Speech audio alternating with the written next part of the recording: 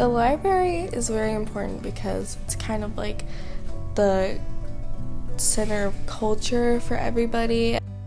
For some people, that's their only access to computers and maybe even books. This building was constructed in 1898.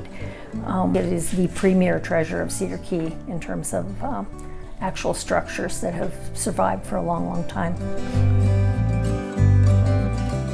A lot of the families that have been here for years built most of the buildings that are down 2nd Street.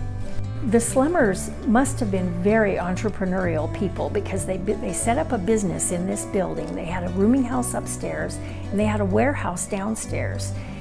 They also had a business across the street, and they lived in the apartment in the house up above the store across the street. And in those days, the streets were all mud, dirt. And of course, when it rained, it got muddy, and there were horses and the messes that horses make. So they built a walkway across the street.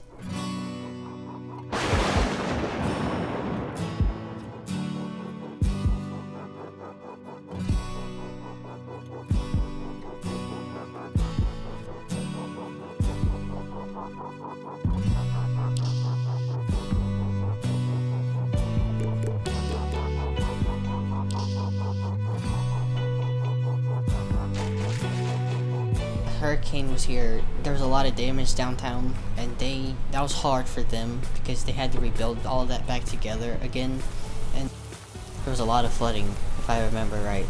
The community came together like when the storm came to help them out, to move things that were important to them before the storm came.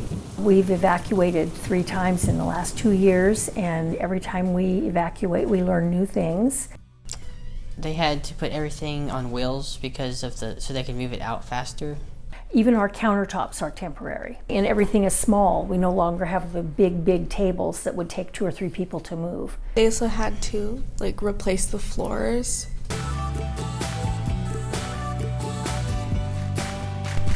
They've kind of adapted to deal with the potential threats that could come from storms and flooding and stuff like that. And that kind of shows their resilience. Resilience means using your brains to survive.